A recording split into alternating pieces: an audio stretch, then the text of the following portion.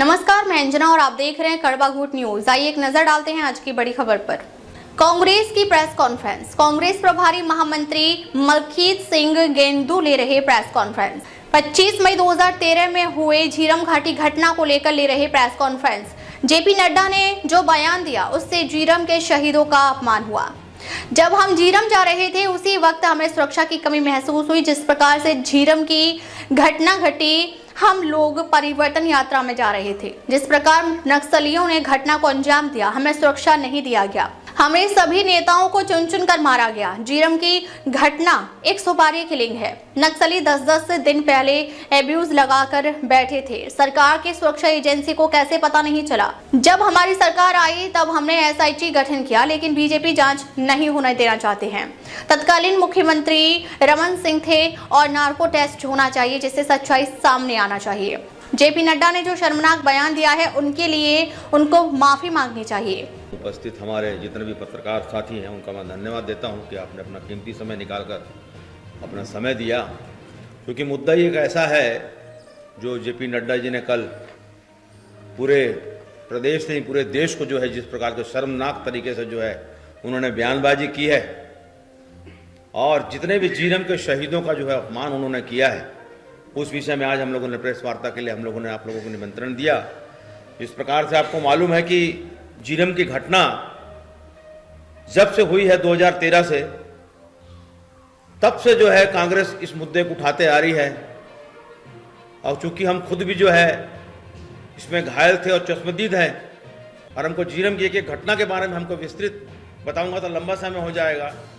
Shortcut में आपको बताता हूं कि जिस प्रकार से झीरम की घटना घटी, उसमें सबसे बड़ी बात यह थी कि झीरम की घटना में जब हम परिवर्तन यात्रा में जा रहे थे तो रास्ते में ही हम लोगों को जो है ऐसा अंदेशा हुआ था कि जो है सुरक्षा बिल्कुल नहीं दी जा रही है। उसके बाद हम लोग सभा स्थल पहुंचे सुकमा, वहां पे भी स्थिति ये थी कि बिल्कुल जो है सुरक्षा वहां पे बिल्कुल नहीं थी। वहां भी चर्चा हो रही थी, कर्मा जी हमारे अनंत कुमार पटेल जी से चर्चा हो रही थी कि आज सुरक्षा क्यों की क्या बात है, क्यों नहीं दी गई है। चर्चा हमारी हो ही रही थी। परिवर्तन मरते हमारा काफिला वापिस आया और जिस प्रकार से एम्बुश लगा के हमारे शीर्ष नेताओं को चुन चुन कर नाम ले लेकर जो है वहां पे हमारे नेताओं को शहीद कर रहे थे, गोलियों से भून रहे थे। जब कर्मा जी को अपना आइडेंटिफाई किया, कर्मा जी ने बताया कि मैं महेंद्र कर्मा हूं, सिलेंडर किया। जब जब सिलेंडर की बात आती थी नक्सली बोलते रहे सिलेंडर करो, लेकिन ऐसी स्थिति नहीं थी कि वहां पे सिलेंडर किया जा सके, क्योंकि गोलियों की बौछार हो रही थी। और फिर भी कर्मा जी ने जो है खड़े होकर अपना सिलेंडर किया। उसके बाद कर्मा जी के साथ हमारा बिट्टू ड्राइवर जो था उसको साथ में लेके चले गए। उसके बाद हम लोगों ने सिलेंडर किया, क्योंकि मैं शॉर्टकट में बताऊंगा, पूरा विस्तार में बताऊंगा तो लंबा समय हो जाएगा। तो इस प्रकार से जो है वहां घटना को, मेरा कहने का मतलब है कि जिस प्रकार से नक्सलियों ने घटना को अंजाम दिया, उस चीज को हम शुरू से कहते आ रहे हैं कि ये सुपारी किलिंग है। उसका रीजन ये है सुरक्षा न देना। सुरक्षा के साथ साथ जिस प्रकार से एम्बुश लगा के 10-10, 12-12 दिन से वहां पे नक्सली बैठकर एक एक चीज को वाच कर रहे थे। 200-250 की संख्या में नक्सली वहां बैठे हुए थे। तो इंटेलिजेंसी ब्यूरो क्या कर रहा था, रमन सिंह की सरकार क्या कर रही थी, तो बड़ा मैटर।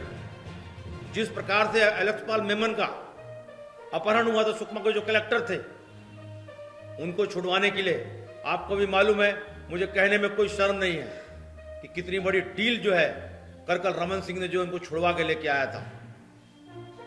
झीरम घाट के बाद हमें उसी चीज का अंदेशा है कि जिस प्रकार से उन्होंने डील की थी, हमें पूरा भरोसा और विश्वास है कि जो झीरम घटना का जो भी घटनाक्रम हुआ है, इसमें बड़ी डील हुई है, सुपारी किलिंग हुई है। जिस प्रकार से चुन चुन कर मारा जा रहा था, जिससे प्रतीक होता है, और जिस प्रकार सुरक्षा ने देना, मतलब पूरी प्लानिंग और पूरा षड्यंत्र जो है इसमें रचा गया है। हम तो शुरू से कहते आए हैं, जब हमारी सरकार आई, भूपेश बघेल जी की सरकार आई, कांग्रेस की सरकार आई, हम इसमें बिल्कुल जो है तैयार थे और हमारी सरकार भी बिल्कुल जो है इसको गंभीरता से ले रही थी। जांच में हम आगे बढ़ रहे थे, लेकिन कहीं ना कहीं भाजपा यह चाहती थी कि जांच ना हो, सच्चाई सामने ना आ सके। कई बार हम लोगों ने प्रयास किया, एसआईटी का गठन किया हम लोगों ने, हमारी सरकार ने, लेकिन भाजपा के यही नेता प्रतिपक्ष धर्मलाल कौशिक जी हाई कोर्ट चले जाते हैं। इनको क्या जरूरत थी हाई कोर्ट जाने से? अगर निष्पक्ष जांच हो रही है तो जांच में अगर तथ्य सामने आएंगे, हमारे शहीदों का जो खून बहा है उनको अगर न्याय मिलेगा तो इन भाजपा वालों को क्या तकलीफ हो रही थी? क्या जरूरत थी इनको हाई कोर्ट जाने की और स्टे लेके आने की? तो ये संदेह पैदा करता है। कहीं ना कहीं भाजपा नहीं चाहती है कि इसका सच बाहर आए। हम तो कहते हैं ना, नड्डा जी अगर कहते हैं कि भाई कांग्रेसियों को पता था, या आप उसकी जांच करवा लें। आप तो केंद्र में बैठी सरकार, डबल इंजन की सरकार है। तथ्य सामने लेके आइए आप।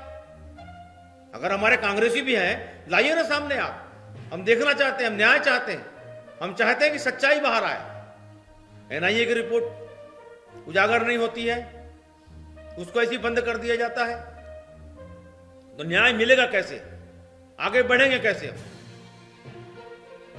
मैं तो साफ साफ कहना चाहता हूं कि जो भी हमारे तत्कालीन मुख्यमंत्री रमन सिंह जी थे, मुकेश गुप्ता जी थे, जेपी नड्डा जी हैं, और भी अगर किसी का नार्को टेस्ट कराना है तो नार्को टेस्ट से ही सत्य बाहर आएगा। क्योंकि ये जो है न्याय ऐसा नहीं मिलेगा, इसमें नार्को टेस्ट होना चाहिए और सच जो है इसका बाहर आना चाहिए। बहुत पीड़ित हैं, हमको बड़ी पीड़ा होती है। हमारे सामने हमारे नेताओं का शहीद हुए, हमारे सामने लहू बहा है, हमारे सामने खंजरों से भोंक भोंक कर हमारे नेताओं को मारा गया है, तो हमें तकलीफ होती है। और ज्यादा नहीं कहूंगा, इसमें न्याय मिलना चाहिए। और नड्डा जी ने जो बयान दिया है बड़ा शर्मनाक है। अगर उनके पास कोई सबूत है तो बिल्कुल उनको उजागर करना चाहिए। और एनआईए को जो है उनका बयान दर्ज करवाना चाहिए एनआईए को कि क्या सच्चाई आपके पास और क्या सबूत आपके पास है, जिस सबूतों के आधार पर आपने राजनीतिक इतना बड़ा बयान दिया है, खुले मंच पर आपने बयान दिया है। तो बड़ी शर्मनाक बात है। और इतना ही कहते हुए मैं आगे अपने अनीता जी को कहता हूं कि अपने बात को अब तक के लिए बस इतना ही। फिर मिलते हैं एक ऐसी ही बड़ी खबर के साथ। तब तक के लिए नमस्कार और देखते रहिए कड़वा घूट न्यूज।